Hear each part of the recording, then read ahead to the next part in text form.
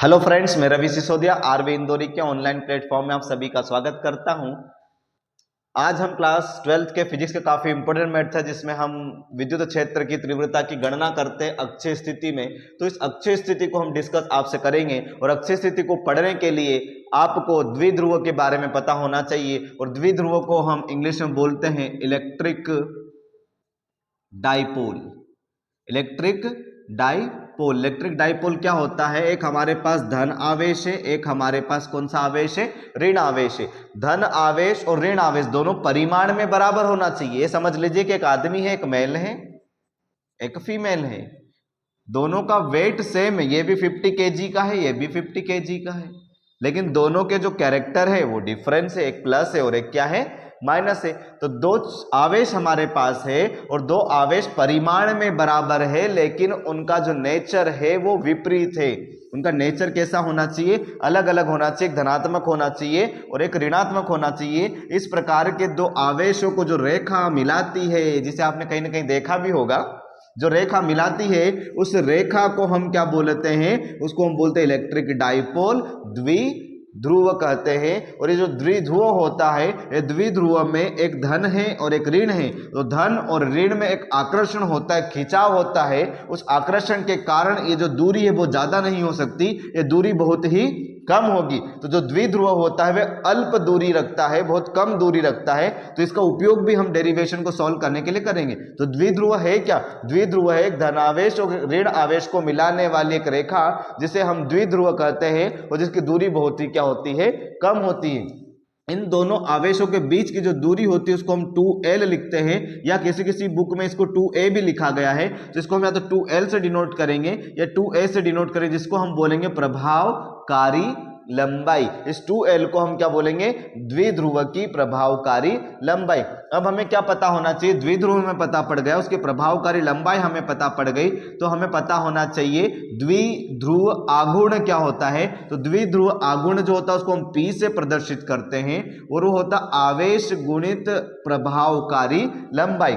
आवेश और प्रभावकारी लंबाई का जो गुणनफल होता है, उस गुणनफल को हम क्या बोलते हैं? उस गुणनफल को हम कहते हैं द्विध्रुव आघूर्ण। तो इस डेरिवेशन को पढ़ने के लिए आपको द्विध्रुव पता होना चाहिए, प्रभावकारी लंबाई पता होना चाहिए और द्विध्रुव आघूर्ण पता होना चाहिए। अब मैं इसका डायग्राम बनाता हूं और जो परिभाषा बोर्ड पर लिखी है उस परिभाषा को उस डायग्राम पर समझाने की मैं क्या करूंगा? कोशिश करूंगा।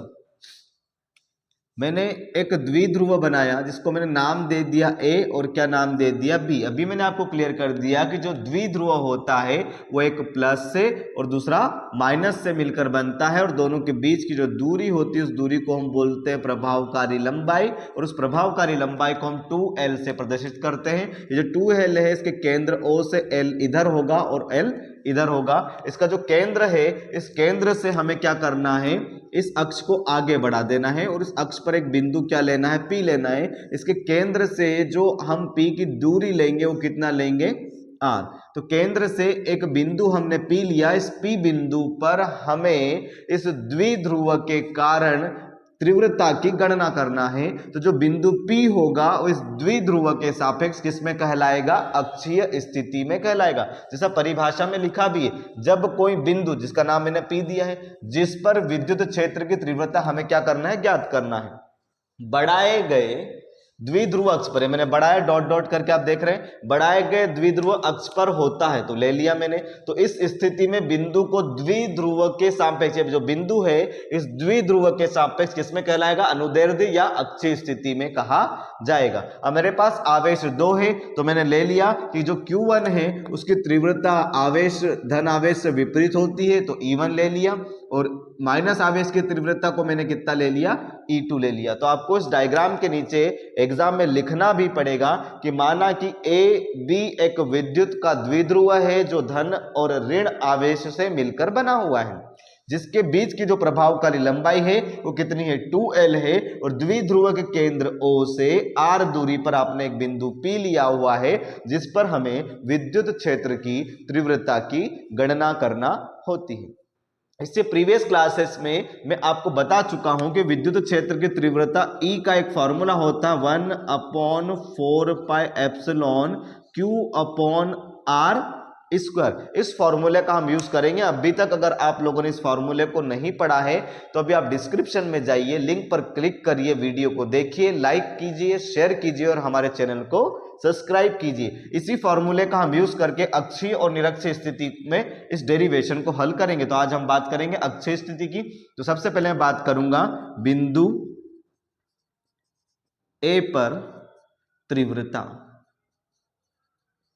बिंदु ए पर तीव्रता, और बिंदु ए पर कौन सा आवेश है? क्यू। तो तीव्रता कौन से आवेश के कारण होगी? धन क्यू आवेश के कारण। तो फॉर्मूला है ई, तो धन के लिए मैंने मान लिया E1 है, तो ई के प्लेस पर मैं लिखूंगा E1 1/4 पाई एप्सिलॉन ऐसे का ऐसा, क्यू को कॉपी कर दिया और नीचे दूरी जो है वो बिंदु हम निकाल रहे पी पर। कहां से निकाल रहे हैं? ए पर। यहां आर स्क्वायर लिखा है, हम ए बिंदु से कैलकुलेशन किसके ऊपर कर रहे हैं? बिंदु पी पर। तो ए से पी तक की दूरी कितनी हो जाएगी?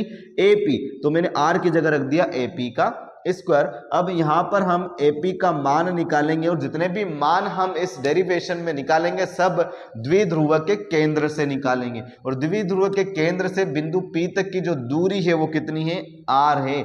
लेकिन हमें सिर्फ इतनी दूरी चाहिए, ए से लेकर पी तक की दूरी चाहिए। आर में जो है इतनी दूरी एक्स्ट्रा आ रही है, एक्स्ट्रा आ रही है तो उसको हटाना पड़ेगा, और हटाने के लिए हम यूज करेंगे माइनस का, और हटाने के लिए किसको हटाएंगे? माइनस एल को। ये जो वैल्यू है इसको एपी की जगह पर आप रखेंगे तो आपको क्या मिलेगा?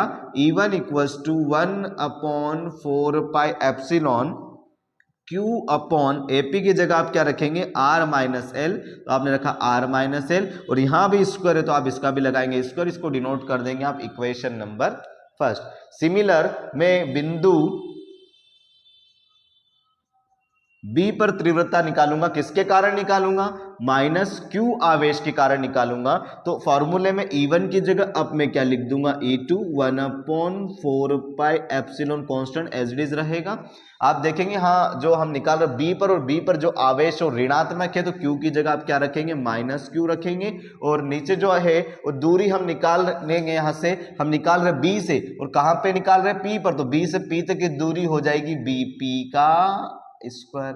फिर आप कैलकुलेट करेंगे बीपी का वैल्यू। कहां से कैलकुलेट करेंगे? केंद्र से, सेंटर से। तो यहां से यहां तक आने के लिए आपको आर चलना पड़ रहा है, और यहां से इतना आगे जाएंगे तो एल को बढ़ाना पड़ेगा, तब जाके आप किसके ऊपर पहुंचेंगे? बी पर। तो आपका हो जाएगा आर प्लस एल। ये जो बीपी का वैल्यू आप यहां पुट करेंगे तो आपको क्या मिलेगा? आपको मिलेगा E2 equals to 1/4 pi epsilon minus Q upon BP के प्लेस पर आप वैल्यू रख देंगे आर प्लस एल का होल स्क्वायर। ये आपकी बन गई इक्वेशन नंबर 2।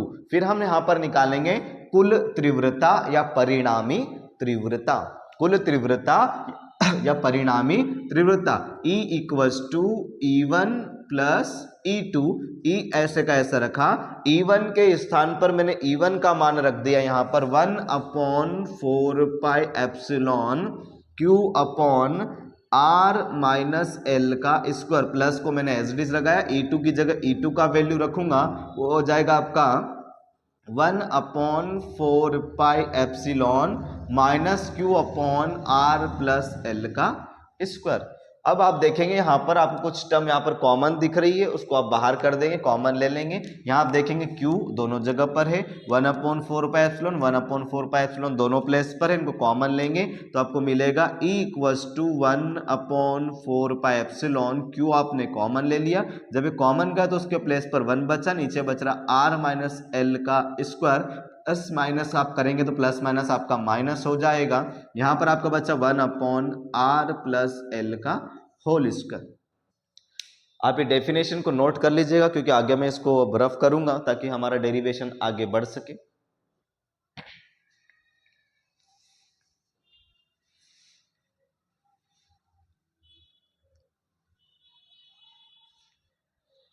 यहां पर आप अब एलसीएम लेंगे, एलसीएम लेंगे तो ये टर्म इधर आ जाएगी, ये टर्म इधर आ जाएगी, क्रॉस होकर ये टर्म इधर आ जाएगी, तो क्या हो जाएगा आपके पास हो जाएगा E equals to 1/4 pi epsilon Q। आपने इसका मल्टीप्लाई यहां कर दिया तो आपको मिलेगा R प्लस एल का स्क्वायर। बीच में साइन माइनस का है तो आप भी माइनस लगाएंगे। इसका मल्टीप्लाई आप इधर करेंगे तो R माइनस एल का whole square, whole divided by इसका इसमें मल्टीप्लाई हो जाएगा तो कितना हो जाएगा आर माइनस एल का स्क्वायर, आर प्लस एल का स्क्वायर, और ब्रैकेट आपका हो जाएगा क्लोज। यहां आप देखेंगे तो आपको मिलेगा E equals to 1/4 pi epsilon Q A plus B का होल स्क्वायर, ए का स्क्वायर प्लस बी का स्क्वायर प्लस 2ab। ए की जगह आ रहे तो ए का स्क्वायर, बी का स्क्वायर प्लस 2a, और सामने b माइनस आया तो मैंने ब्रैकेट का फिर से यूज यहां पर किया, a माइनस बी का स्क्वायर, a का स्क्वायर प्लस बी का स्क्वायर माइनस 2ab।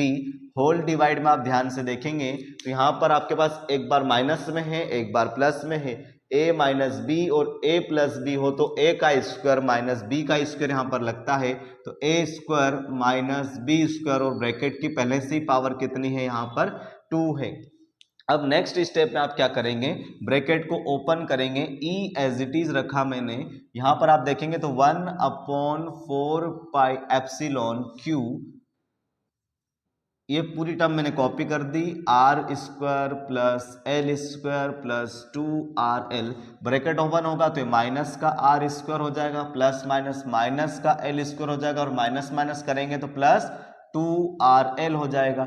डिनोमिनेटर में आपके पास है R square minus L square का होल स्क्वायर है।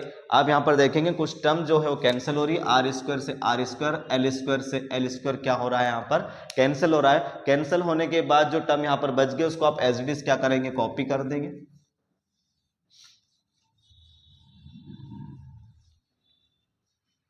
यहाँ आप कॉपी करेंगे, E equals to 1/4 pi epsilon Q, क्या मिला 2RL, और 2RL तो मैंने लिखा 2 into 2RL upon R square minus L square का होल स्क्वायर आप लोगों ने यहाँ रख दिया है।